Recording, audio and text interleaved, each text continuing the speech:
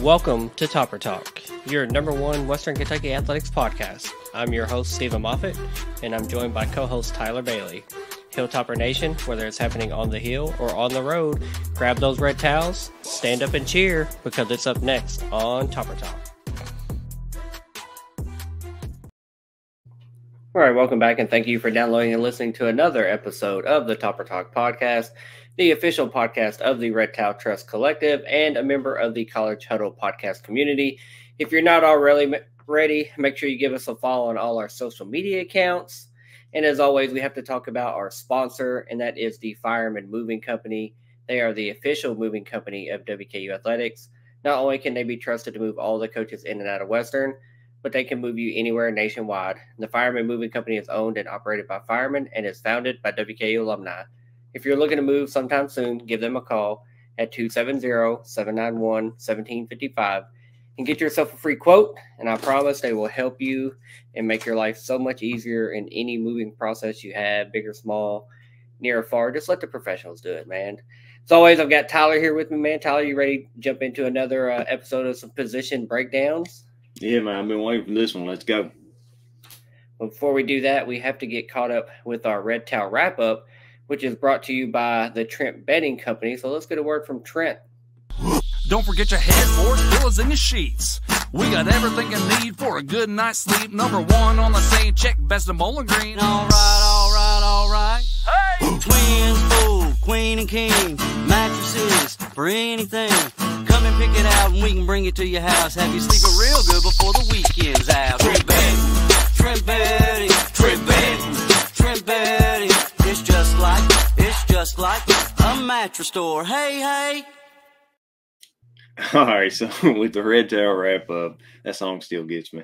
WKU softball announced the signing of Jenna Blanton, a transfer from Kentucky. She decided to move down here to the good guys. Yeah, I'm sure she'll look a lot better in red. We will forgive her of her sins of playing for the Kitty Cats. But obviously, we're glad to have her on our team now. Welcome to Bowling Green. Welcome to the Hill, Jenna. Also, WKU basketball, their road game was confirmed at Michigan for December 29th. Other known games at this time are 11-4, we play Wichita at home, Wichita State. 11-9, we play at Grand Canyon. 11-17, we play home at Lipscomb. 11-26, one that people have been wanting, we play at Kentucky. 12-14, we play at home versus Murray State. 12-16, we play at home versus Seattle University. Aforementioned 12-29 at Michigan. To be announced is Jackson State, and to be announced also Kentucky Wesleyan.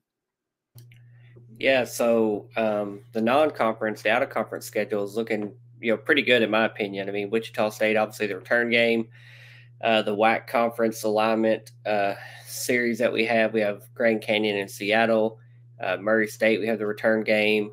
At Michigan and at Kentucky are two great games, especially for strength of schedule. Obviously, they're both on the road, but we heard a lot of complaints and moaning and groaning last year about the strength of the schedule or lack thereof. But this year's schedule is shaping up to be pretty good, just good competition that should get us ready for the conference schedule. And CUSA released the men's and women's conference scheduling for basketball, and we will deep dive into that later in a basketball dedicated episode. Yeah, the conference schedule came out pretty much right as that Michigan game was released. Conference USA released all the in-conference games. The mirror scheduling is still there for men's and women. So wherever the men are playing, the women are on the road, or vice versa. So, same scheduling concept as they've been doing the last several years. Just looking at a quick glance, we start the year with Liberty, just like we did last year, but this year we're on the road, as we had them at home last year to start conference play. And then we end with them at home this year, whereas we ended with them on the road last year. So looks like it might be a similar flow of the opponents. I haven't put it side by side, but I do expect Conference USA to take a step forward. We had several good and surprising teams last year, and I expect us to be right there near the top of the pack. WKU football, they have themes with home games this year, and I hope everyone comes to the game. Also, look at what theme each game is, and come on, let's either red out, white out, the house. But they are as followed: EKU is a white out. Toledo, which is Parents Weekend, that's red or white. UTEP is a red out. Kennesaw State University, that's a blackout. La Tech, that's homecoming. The theme is red there. And Jack State is senior day, and that is also red. Yeah, I mean, I like having kind of everyone hopefully doing the same thing, wearing red or white. And then the one blackout game we've done the last few years. Haven't heard if we're going to have an on-campus concert like we have the last couple of years. Obviously, Shaq a couple of years ago for the UAB game. And then we had the country singer this last year that was, pretty good, big crowd there on South Lawn. So I haven't heard if we're going to do that again this year. I would not be surprised if that happens again for that blackout game. But really excited about this schedule. And, obviously we'll, deep dive more into that as well as we get closer to the season starting. The GOAT herself, Katie Craig, plays in the Women's Western Amateur, which takes place July 15th through the 20th. Yeah, as we're recording, that's just a couple days away. But as this is posted live for everyone to listen to, that will have already happened, and we'll update how she did. But she's just been having an awesome summer, has won a couple events, has placed highly in a couple others. Is just having a really good showing that should lead to a really strong senior year for her coming up. Pro top Tyler Higbee was revealed likely to not be ready for the start of the NFL season as he continues to rehab from a torn MCL, ACL he injured during the playoffs. Yeah, we hate to hear that for Tyler. He's at this point, he's a veteran in the league, been with the Rams for a long time, really productive player when they throw the ball his way, really good blocker. Obviously we hate to hear that he got injured at the end of last year in the playoffs, but hopefully he heals up and comes back strong and is able to continue for the Rams. This is also fun. This next one, Topper Fest, which is awesome. It's freaking awesome. If you ever get a chance to go, I would highly encourage everyone and their mamas to go to this. Last year, I got some pretty cool jerseys, which include a signed Malachi Corley jersey. I got Debo's jersey. He's playing with the Atlanta Falcons, so I got that. Malone's. But it's a great time. That was announced. It's open to all students and members of the community. It was announced to be on August 16th at 5:30 on the South Lawn. There will be food trucks, players, meet and greet, music, fireworks, and more. So mark your calendars and everyone just get there and have a ball because it is a blast. Yeah, that's definitely going to be a really fun event. I saw that they're going to have the volleyball team there to do meeting and autograph signing if you'd like, and then also have the football team there as well. Food trucks, music, fireworks. I'm sure they'll have bouncy houses and stuff for kids to keep them entertained if you bring the family. Hopefully the weather will be right, not be raining, but definitely looking forward to that. Anytime you have an excuse to get to campus, especially to come see some of the renovations going on. The new business college is being built right there behind, right beside Preston. I got to see it the other day when I was on campus. They're moving a lot of dirt for the indoor practice facility. The press box looks like it's near done with completion, getting ready for the season. So a lot of stuff going on campus, and Topperfest is a good excuse to come check out the new upgrades. Moving on to Pro Top's Paige Briggs Romine. She recently got married. Congratulations. She signed with the Grand Rapid Rise in the Professional Volleyball League. She previously played and won a championship with the Omaha Supernovas last season. Yeah, congratulations to Paige for the recent wedding and honeymoon that they got to enjoy, and then obviously winning a championship with the Supernovas. We highlighted that when it occurred several weeks ago. And I didn't realize she was a free agent. I just don't know if it's 1-year contracts every year. I'm not really sure how that works, but I did notice that it kind of looks like every roster is being re-signed this year. So she did change teams. She's with the Grand Rapids And obviously, we're looking forward to watching her contribute and hopefully help them win a championship in her second year. I hope she does too. And WKU, last but not least, WKU cross country released their fall schedule. Yeah, I mean, we're not going to comb over it, but obviously we'll keep up with the cross country team as they compete. We'll talk about the results, and hopefully they have a strong showing in all their meets and leading up to the Conference USA championships. That wraps up the Red Tower Wrap Up, brought to you by the Trent Bedding Company. Moff, back to you. Yeah, man, really good Red Tower Wrap Up. Just a lot of news, a lot of information. It's kind of the doldrums of summer. Usually there's not a lot of stuff going on in July, but we definitely had a lot of stuff to talk about.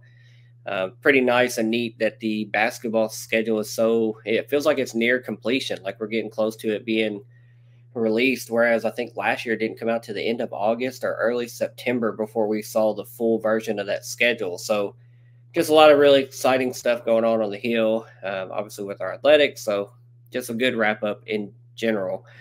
We are going to continue our 2024 football position breakdown series. And now we turn our attention over to the special teams unit for the second half of this episode. They are ranked the #1 unit in Conference USA by Phil Steele. They are coached by Andy LaRussa. We have to talk about their losses first, and we have to talk about our friend of the podcast, punter Tom Ellard, who transferred due to some eligibility issues, transferred out. Obviously, we're going to miss him and his leg and his personality and just having him around and on campus. And then we also are losing kicker and punter Corey Munson, who exhausted his eligibility. We lost punter Jared White, who transferred to Tarleton State. We lost long snapper Trey Naughton, who transferred to Arizona. Then we also lost kicker Antonio Chata, who transferred to Western Illinois. So, Tyler, tell me about this group of guys that we lost and, kind of how that's going to hurt the team going forward to this year. It sucks. Tom Ellard, like I said, friend of the show. He's super chill guy, super cool. Got to talk to him and a little bit. And I think what happened there, the situation is trash. But I mean, it is what it is. We can't go back and change it now. But man, Tom Ellard, I mean, the boy always came out there and flipped the field. Also Corey Munson, I hate to lose him as well because, he was like the Munson missile on kickoff. He wasn't scared to go down there and try to tackle someone, try to hit someone. He actually he had one tackle last season and also had 4,458 yards in kickoff with 42 touchbacks. And he took over punting during the Tom Ellard episodes, and he had 12 punts for 480 yards with 3 fair catches and 3 of 50-plus yards and 3 inside the 20. I'm going to go back to Tom Ellard because, man, I mean, he had 46 punts, 1,886 yards. He averaged 41 yards, 17 fair catches, 1 touchback, long of 60, 4 of 50-plus, and 15 inside the 20. I mean, that guy I wasn't scared whenever Tom Ellard came out there or when Corey Munson was, because I knew chances of the other team returning it wasn't good. Even that little trick play Tom Ellard did whenever he was getting blitzed, and I know you remember it. He acted like he was about to punt it, and all of a sudden he dropped it and took off running. He just did. I think about that, and that's funny. Antonio Chata, he didn't see no action in 2023, so I mean, he transferred out because he knew he probably wasn't going to get no playing time here. The long snapper Trey Naughton, I mean, that's kind of like a specialty on a team, and it sucks. It's bad to lose him. Arizona's getting a good player. And Jared White, he didn't see no playing time neither.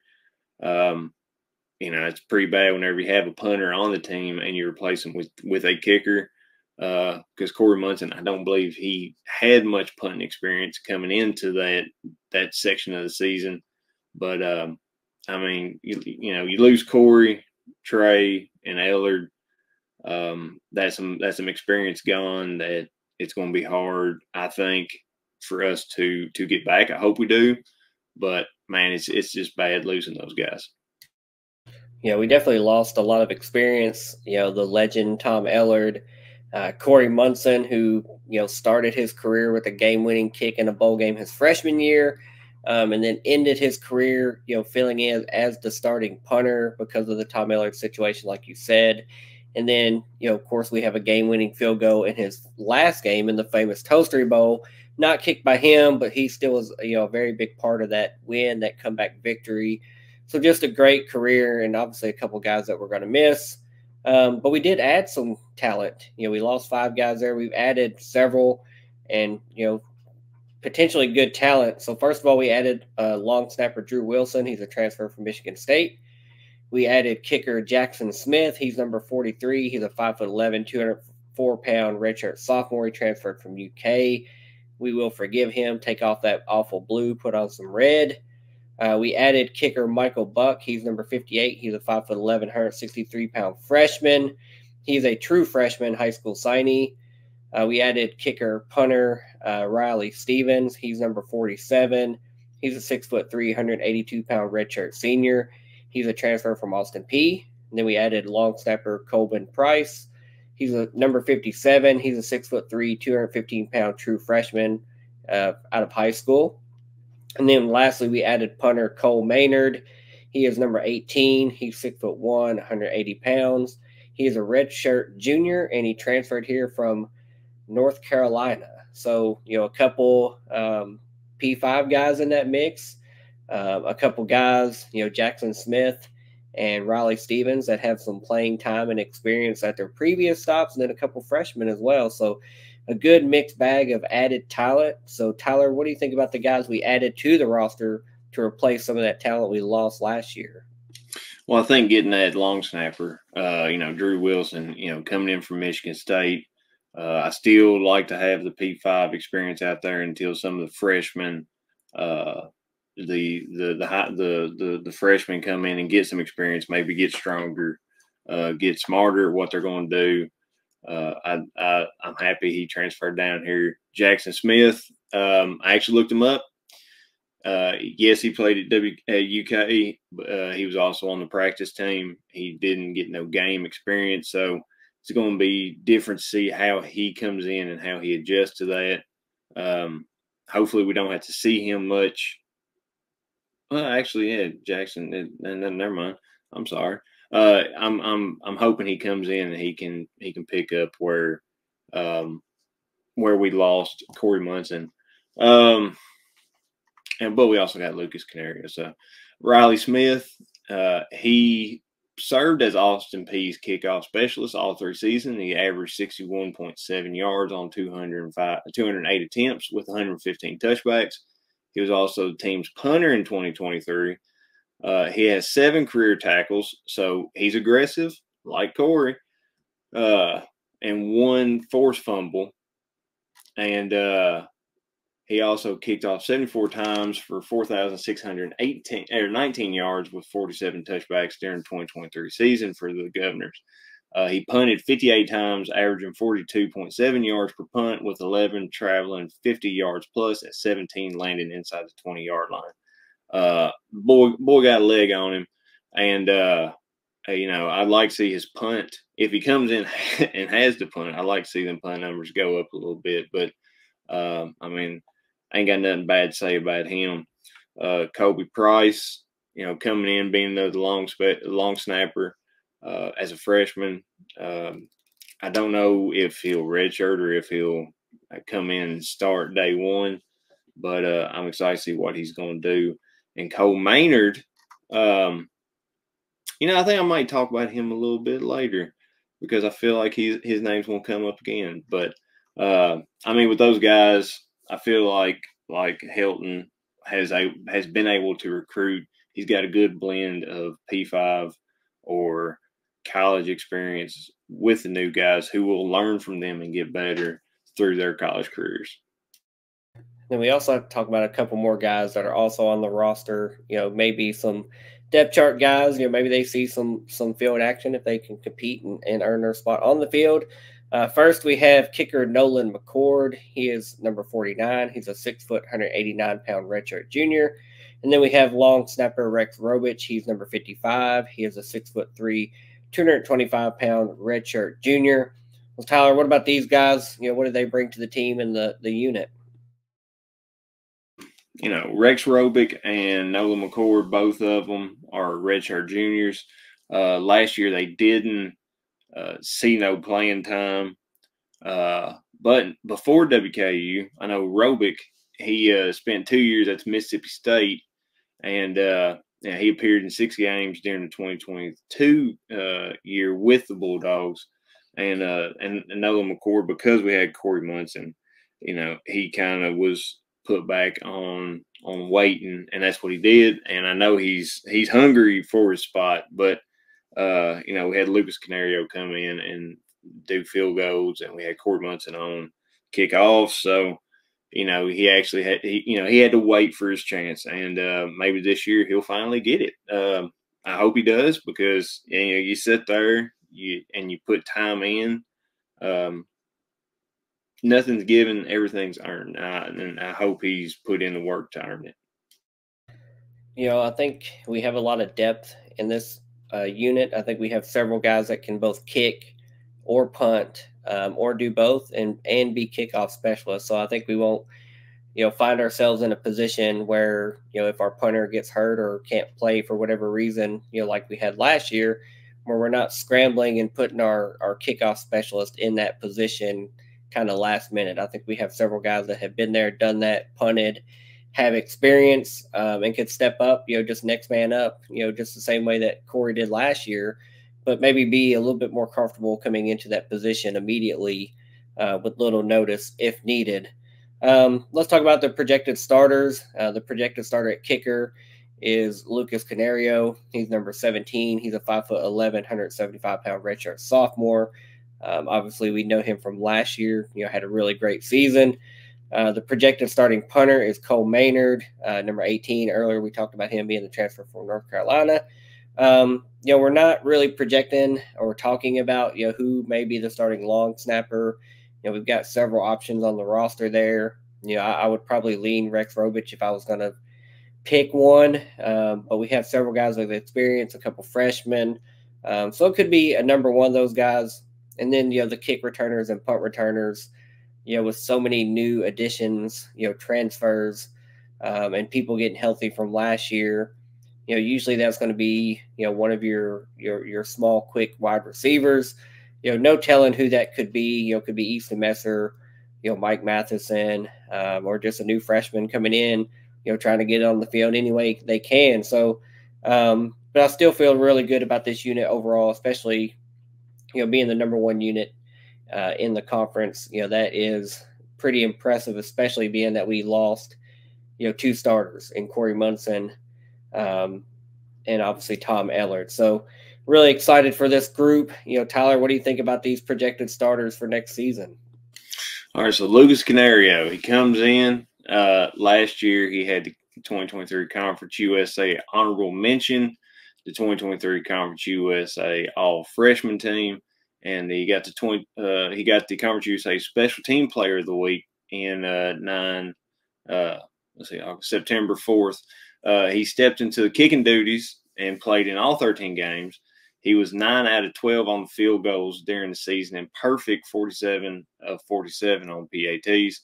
He connected on 2 field goals in his debut against South Florida and was named Player of the Week for his actions. And he also hit a season-long 45-yard field goal during the 31-10 win over Middle Tennessee. He made a 29-yard game-winning field goal in the famous Toastery Bowl against Old Dominion. And I'm proud of Lucas Canario. Like I said, he came in as freshman, kicking bombs, going out there under stress. Yes, he did miss 3 field goals on the season, but hopefully he learned from that. And it could have just been a bad snap or a bad hold. Those things happen. I'm expecting more from him this year, as you'll figure out in my questions, or the questions I got answered. Sorry. Cole Maynard, as you said, transferred from UNC. He spent 3 seasons at North Carolina before he came down here. He appeared in 11 games during the 2023 season, primarily as a holder on the field goals and PATs. He helped UNC kickers go 22 of 24 on the field goals and 51 of 51 on PATs. He punted once for 39 yards against Virginia. And, you know, interesting enough, he's also the son of Brad Maynard, who punted in the NFL for 15 years for the New York Giants, Chicago Bears, and the Browns. So I think we got some good players coming in there. Of course, you know what you're going to get from Lucas. I guess the big question mark is going to be on Cole Maynard to see if he can come in and, you know, have a good season as a punter. I think that because losing Tom, you're going to need someone good to fill them shoes, and hopefully we have that with him. But I guess we'll figure out when the rubber meets the road, and hopefully this year we won't have to see him that much. Hopefully the offense is firing on all cylinders, and he can just ride the season out on the bench. Yeah, absolutely. You know, hopefully we're putting up 40 plus a game and just not punting the ball. I mean, if that happens, you know, I hate it for the guy. Enjoy the game. But we've got to talk about those 4 questions that you alluded to earlier. I can't wait to hear some of these answers. As always, we did not share answers. But who is your hardest to replace from the special teams unit? Mine's going to be Tom Ellard. And I said it earlier. You know, he would come out, and if you need him to, he would flip the field and pin the other team deep in their side of the field. And it sucks losing him. It sucks real bad. Yeah, my answer is also Tom. I don't think that's a big surprise. Corey Munson obviously is a big loss. You know, I was a big fan of his. You know, he had a lot of loyalty to this program, you know, stuck it out and played here when he kind of got bounced around from the, you know, a starting place kicker and field goal kicker, and then just kind of moved around, shuffled around wherever he was needed, and ended his career, you know, as a valuable piece, stepping in as the punter. But it's Tom Ellard for me. You know, he was an all-conference punter, you know, first or second team type guy, and losing him and replacing him is going to be tough no matter who fills that role. Who is going to be your breakout player for the 2024 season? Well, that's going to be Cole Maynard. Like I said, he does have some ACC experience under his belt, but he's definitely going to have to work on that leg power and fill the shoes that were left empty because, you know, like I said, he only punted once, and it was a 39-yard punt. You know, that's Tom Ellard wouldn't be satisfied with that. Neither will I, and I hope some other Hilltopper fans ain't either. But he definitely got to kick them farther and punt better. But I think he will. I think he'll be in the workout room, get a lot stronger, and hopefully come out with just kicking bombs downfield. Yeah, I think it's also going to be the starting punter, and if that's Cole Maynard, I think that's going to be, if it ends up being Riley Stevens, who I think, you know, has the experience and could push him for that position. You know, I think it's going to be whoever gets that starting punter position. They need to be more consistent than, you know, obviously what we ended last year with Corey. He was admirable, did a great job, but obviously just wasn't there consistent because he didn't have those reps for his entire career. You know, he wasn't a punter or expected to be a punter, you know, until that last, you know, what was it, 7 games of the season. So, you know, I think if it's Cole Maynard with his experience and his pedigree, you know, I think he needs to be somebody that comes in and is flipping the field. You know, if we put him out there, you know, pin him down back close to the end zone, you know, don't kick it in the end zone, and just flip the field and make the other team's offense have to drive the whole length of the field to score. So give me Cole for my breakout player. Now, who's going to be your MVP of this unit? That's going to be Lucas Canario. Last season, he was 9 of 12 from field goal, you know, longest of 45, perfect on point after attempts. So he's definitely going to need to continue that and continue his great WKU career. But, yeah, my MVP is going to be Lucas. Yeah, again, we don't share answers, but several of our answers here are all the same. I had a feeling this might happen. But, yeah, Lucas is my MVP as well. He was just had a really strong leg last year, was really consistent. He did miss a few kicks, towards the end of the season. One of my bold predictions last year was that he wouldn't miss a kick. And he was pretty good on that through, I think, 3/4 of the season before he missed a few there at the end of the year. But he was a freshman. Now he's a sophomore. Has game experience under his belt and will come in stronger, more relaxed, more ready to go. And I think he's going to be somebody that's going to put, a lot of points on the board for us with his leg. So now, lastly, I don't think we'll have the same answer for this one, but I'm ready to hear your bold prediction for the special teams unit. What you got? So mine was originally, and you know what? Screw it. I was going to say Lucas was only going to miss 1 field goal this year. But last year he came in, Lucas Canario had 75% on the field goals. And this year I think he's going to crack top 10 because I like the history. I like going back and looking up the list of records. And I think this year he's going to have a higher percentage, and he will finish the season number 2 behind Garrett Sweatman, who holds number 1 with 93.8% field goal percentage. I think Lucas will have 93.5% on the field goals. Well, my bold take is kind of a little bit of a bone to pick with Phil Steele. And I tagged him. I added him when the Phil Steele magazine, when I got the digital version, I got it 2 weeks early before the hard copy came out. And as I'm looking over, just combing over Conference USA and the position rankings and WKU, and I see that we're the number 1 special teams unit. And I was like, okay, good. I like that. Even though we lost Corey and we lost Tom, we were the number 1 special teams unit projected for this year. That's great. And then when I start looking over the Phil Steele all-conference teams, kicker, punter, kick returner, punt returner, we don't have one player, not one, on any of his 4, first through 4th team preseason players. So, it's a little bit, how are we the number 1 ranked unit and we don't have a kicker? Lucas isn't the top 4 kicker. Our punter is not a top 4 punter.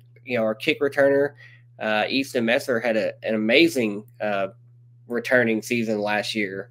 Other publications have him as a, first or second team punt or kick returner. So, I think we're going to have multiple guys, and I wouldn't be surprised to have one from every position, being kicker, punter, kick returner, and punt returner. I would not be surprised to have all 4 of those positions have a postseason all-conference player, not first or second team. I'm not saying that, but first, second, or third, or honorable mention. I think we're going to have a guy in each one of those positions that make the all-conference team at the end of the season. So call that bold, call it what you want to call it. I think we are the best special teams unit in Conference USA, and I think that's because of our players and the talent that we have on this team, which Phil Steele obviously recognizes. He named us the number 1 unit, but none of our guys are top 4 at their position, which is just a little bit befuddling. But I digress. I think we'll prove him wrong. Again, we always say he's our Bible.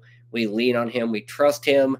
But we will question him. If I see something I don't agree with, I will say, hey, what's this about? But that would be my only gripe. That does wrap up this episode of our position breakdown. Defensive backs and special teams. Obviously, man, that defensive back group is just a big group of players, a lot of turnover, but still just a really talented group. I'm really looking forward to their play on the field and just how they help lead this defense to being a stronger unit than what we saw last year. We definitely saw some big plays happen against us. We saw some running game defense deficiencies where we just couldn't get off the field, couldn't stop the run. I think we're going to be a lot better. And I'm really excited for that. I think we have a really good and talented group of players. And the same goes for our special team guys. Again, lost some all-timers in Corey and Tom, but I think we definitely replaced them with some talent and have some guys coming back that are still going to be just as strong and help us in the field position battle and just putting points up on the board. So I'm really excited. Obviously enjoying this position series breakdown and looking forward to continuing it again as we're just about 5-6 weeks away now from the opening week of college football. And as we record, college football, the video game is about to release. We've seen a lot of sneak peeks, snippets, some gameplay, Western highlights, a snow game, intro coming onto the field.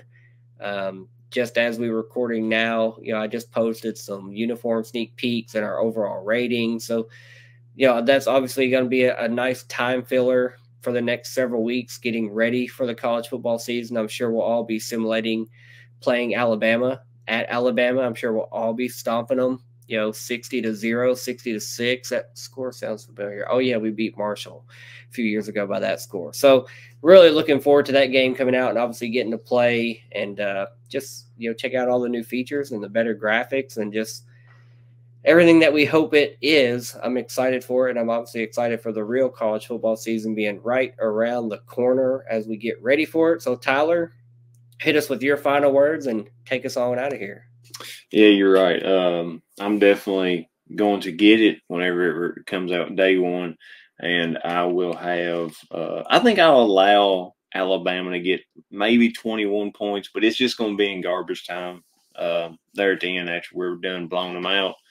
As Phil Steele says about the defensive backs, we got 2 starters back. We added in 6 transfers to remain a solid unit with perhaps an upgrade in talent. So I'm excited to see how the defensive backs is going to be upgraded because we've typically had a pretty good DB unit, as you mentioned earlier, the turnover tops.